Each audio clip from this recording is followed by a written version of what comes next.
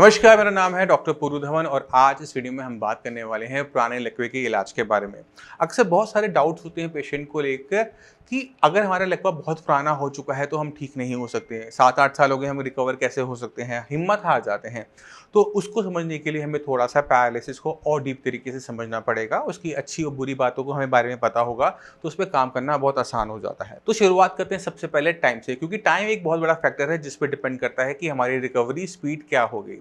तो अगर आपको पैरालिसिस आज की डेट में होता है तो पहले जो 6 महीने होते हैं वो एक गोल्डन पीरियड की तरह होते हैं। इसमें रिकवरी बहुत फास्ट होती है, इसको समझना बहुत मुश्किल नहीं है।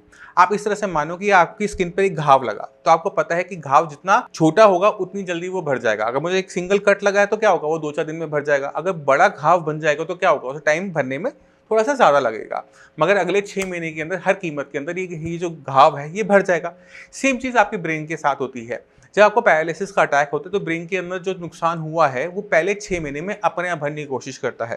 तो ये जो पहले 6 महीने होते हैं ये इंपॉर्टेंट होते हैं। तो इसमें आपके लिए सही एक्सरसाइज का होना, सही डाइट का होना बहुत ज़रूरी होता है।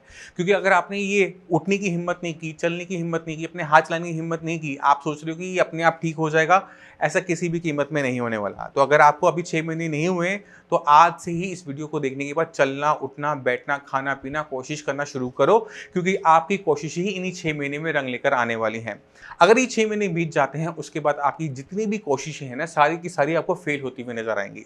अगर इस 6 महीने के बाद आपकी रिकवरी पूरी नहीं हुई है और कुछ रह जाता है, जैसे आप चल नहीं पा रहे, बोल नहीं पा रहे, हाथ नहीं चला पा रहे, तो यहाँ से रिकवरी करवाना मुश्किल हो जाता है।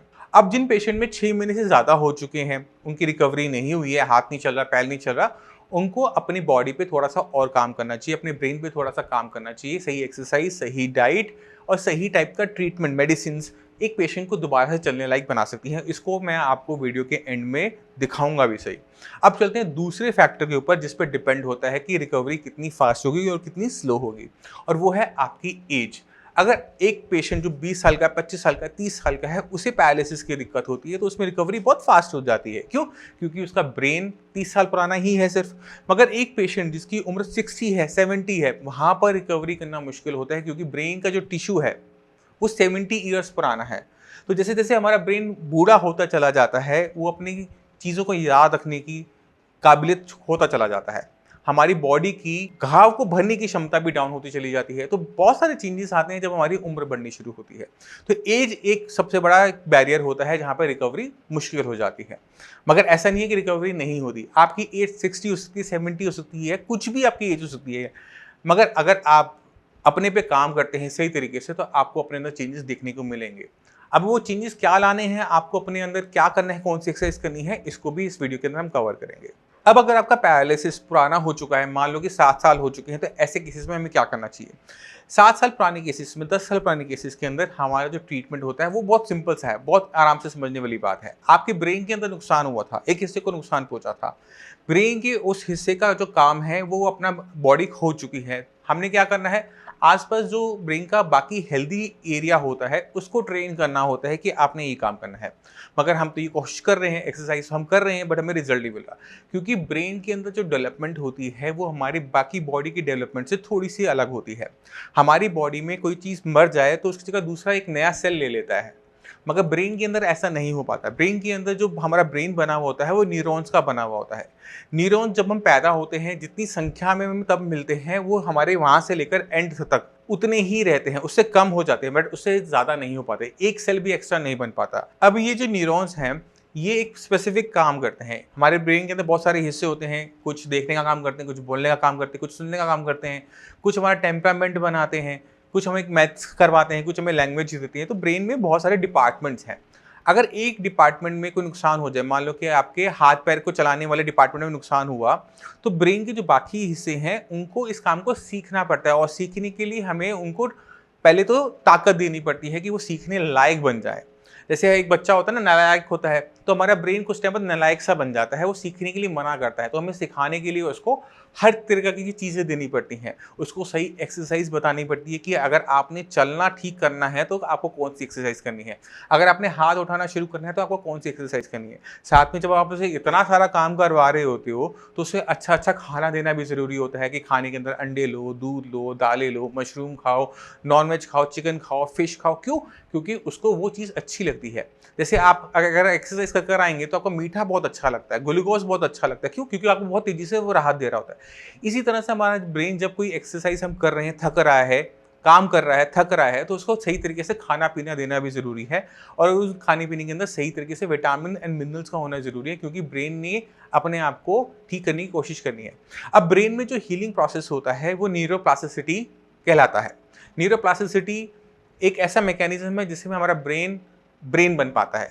अगर आप मेरी बात सुन पा रहे हैं, देख पा रहे हैं, समझ पा रहे हैं, तो कुछ साल पहले जब आप बहुत छोटे थे तो आपका ब्रेन इस लायक नहीं था। क्यों नहीं था? क्योंकि ब्रेन डेवलप नहीं था। तो ब्रेन में डेवलपमेंट जो होती है वो हमें बढ़ाते रहना पड़ता है, मगर जैसे जैसे हमारी एज बढ़ती है हमारे ब्रेन की जो डेवलपमेंट पावर है वो कहीं ना कहीं रुक जाती है।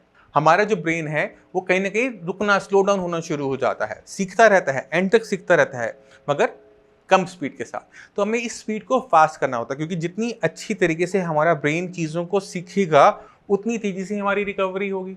अब ब्रेन के अंदर जो लर्निंग प्रोसेस के लिए डेवलपमेंट होती है उसे हम न्यूरोप्लास्टिसिटी कहते हैं। अब ये जो न्यूरोप्लास्टिसिटी है इसको इस वीडियो में समझाना थोड़ा सा मुश्किल हो जाता है। तो न्यूरोप्लास्टिसिटी पे क्या है, क्या चीज़ है, कैसे वो काम करती है एक पैरालिसिस पेशेंट में, इसके लिए मैं आपको पूरी की पूरी वीडियो देख के जा रहा हूँ। इस वीडियो के एंड में उस पर जाकर आप पूरा का पूरा देख सकते हैं कि न्यूरोप्लास्टिसिटी से मैं अपने पैरालिसिस को कैसे ठीक कर सकता हूँ। मगर रास्ता सिर्फ यही है कि हम न्यूरोप्लास्टिसिटी को स्टार्ट करें ब्रेन के अंदर, सही डाइट लें, सही एक्सरसाइज करें। जब ये तीनों चीज़ें आपस में मिल जाती हैं तो पेशेंट के अंदर ड्रामेटिक चेंजेस आने शुरू हो जाते हैं। अब आप देखिए कुछ पैरालिसिस पेशेंट को। नमस्कार, मेरा नाम है डॉक्टर पुरु धवन और आज हमारे पास एक पेशेंट ऐसे हैं जिनको क्लॉट आया था राइट साइड में, राइट साइड ब्रेन में क्लॉट आने की वजह से इनका left side of body paralyse हो गया था। कंडीशन कुछ ऐसी थी कि जब हमारे पास आए तो चल तो लेते थे मगर हाथ की जो फिंगर्स थी वो बिल्कुल क्लॉ फॉर्म में थी, बिल्कुल मुड़ी हुई थी, खुलती हुई थी और हाथ उठता नहीं था। तो चलते हैं पेशेंट के पास और देखते हैं कि पेशेंट को कितना इंप्रूवमेंट मिला 1 महीने के साइंस संजीवनी के ट्रीटमेंट से। तो लक्ष्मी जी, आपको ये दिक्कत कब शुरू हुई, कब हुआ था पैरालिसिस का अटैक? मेरे को हुआ था सर होली वाले दिन सुबह 8:15 8/8 20 मार्च को। 20 में। और तब क्या दिक्कत हुई थी? तब सर मैं आके सिर्फ काम पे से 8 बजे आके 8:15 बजे खड़ा हुआ था, सिर्फ चाय पी थी मैंने। अच्छा। चाय पीने के बाद मेरे हाथ में और पैर में एकदम सरसराहट सी महसूस हुई। मैं ये चाय लेके आई थी, मैंने चाय पी थी। मैंने उनसे कहा मेरे को कुछ अजीब सा महसूस हो रहा है। तो मेरे से बोली क्या हुआ? मैंने कहा मेरे को कुछ अजीब सा महसूस हो रहा है। मैंने कहा मेरे हाथ और पैर में चींटियाँ चल रही हैं। अच्छा। तो इतनी देर में तो मैं लड़खड़ा के गिर पड़ा था। अच्छा। तो इन्होंने संभाल लिया। मेरा बेटा था, मेरी बेटी थी, हम दोनों घर। तो स्कूटर पर बैठा के मुझे RML ले गए थे। तो वहाँ जाके मेरा ट्रीटमेंट चला था 4 दिन। उसके बाद उन्होंने मेरे को डिस्चार्ज कर दिया। तो जब वहाँ से आए तो क्या कंडीशन थी? उस समय तो मैं लेफ्ट हैंड साइड पूरी अनकॉन्शियस थी, कोई मतलब मेरे फेस वगैरह पे, आँख वगैरह पे पूरा लेफ्ट साइड हो चुका था। वॉइस भी चली गई। अच्छा, अब जब साइंस संजीवनी में आए तो क्या कंडीशन थी? साइंस संजीवनी में जब आया तो मैं चल तो रहा था मगर मेरा हाथ काम नहीं कर रहा था। हाथ की क्या कंडीशन, थोड़ा सा बताओ। हाथ की मेरी कंडीशन, हाथ मेरा पहले इतना उठता था और मुड़ा रहता था। कैसे मुड़ा रहता था? फिंगर मेरी ऐसे मुड़ी रहती थी। अच्छा, अब पूरा हाथ उठाओ। अब मेरा हाथ ऊपर उठता है और फिंगर मेरी सीधी हो गई। अब चीजों को पकड़ने में दिक्कत तो नहीं होती? नहीं। पकड़ो, पेन उठाओ उल्टे हाथ से। पहले कर पाते थे इसको? नहीं, पहले नहीं कर पाते थे। अब कितने टाइम में ये हुआ? 1 महीने के अंदर ही सारा सुधार हुआ। तो आपने खुद देखा कि पेशेंट के अंदर वो चेंजेस जो चाहिए होती हैं, जो उसकी इम्प्रूवमेंट रुक जाती है, वो शुरुआत करने के लिए हमें हाथ पैर की मसल्स पे काम नहीं करना पड़ता, हमें पेशेंट की ब्रेन पे काम करना पड़ता है, क्योंकि वहीं पर क्लॉट आया था, वहीं पर डैमेज हुआ। जब तक हम ब्रेन पे काम नहीं करते पेशेंट के हाथ पैर में कभी भी पावर नहीं आती। जो रुकी हुई इंप्रूवमेंट थी, जो रुकी थी, जो हाथ में मूवमेंट नहीं थी, उंगलियां मोड़ी हुई थी, वो सिर्फ 1 मंथ के ट्रीटमेंट में पेशेंट की कंडीशन कुछ ऑलमोस्ट नॉर्मलाइज हो गई है। अभी 1 महीना हुआ है, अभी हम थोड़ा सा और आगे चलेंगे, 2-3 महीने का कोर्स करेंगे, उसके बाद मुझे नहीं लगता कि आपको और ट्रीटमेंट लेने की जरूरत पड़ेगी। डॉक्टर साहब मुझे कोई दिक्कत नहीं है, 6 महीने की दवाई खा लूंगा मगर मुझे सही होना है। अच्छा, ठीक है। चलिए, इतना लंबा तो नहीं जाएगा आपका, क्योंकि काफी अच्छी इंप्रूवमेंट हो चुकी है। जितनी इंप्रूवमेंट इस महीने आई है कितनी अगली महीने आ जाएगी, तो आप ऑलमोस्ट हो चुके होगे। अभी सुनने में आया आप बाइक से आए हो, बाइक चलाकर आए हो, पिछले महीने बाइक चलाते थे? नहीं। नहीं चलाता नहीं, बेटे के साथ में बेटा मेरा पीछे कितने टाइम के बाद आपने बाइक चलाई है? 4 महीने। 4 महीने 4 महीने बाद, ठीक है। इनमें बहुत तेजी से बहुत अच्छी इंप्रूवमेंट आने का एक रीजन ये भी है कि इनकी जो डैमेज हुआ था उसको भी बहुत ज़्यादा टाइम नहीं हुआ था। अगर ये पेशेंट 6 मंथ के बाद आता तो उसमें इंप्रूवमेंट धीरे धीरे होती, क्योंकि ये अपने उस टाइम के अंदर है जब ब्रेन के अंदर डेवलपमेंट हो रही होती है, तो ज़रा सा भी हम उसको पुश करते हैं तो वो तेजी से इंप्रूवमेंट दिखा देता है। तो आपने खुद देखा कि जब हम सही तरीके से तीनों चीज़ों को मिलाते हैं तो पेशेंट के अंदर जो रिकवरी है वो पहले ही 2 महीने में, दूसरे महीने में दिखनी शुरू हो जाती है। तो हम ये नहीं कहते किसी भी पेशेंट को कि आपने बहुत लंबा इंतज़ार करना है। अगर आपकी बॉडी के लिए कोई भी चीज़ अच्छी हो रही है तो उसके जो चेंजेस हैं आपको अपनी बॉडी में पहले ही महीने, दूसरे महीने में दिखने शुरू हो जाएंगे।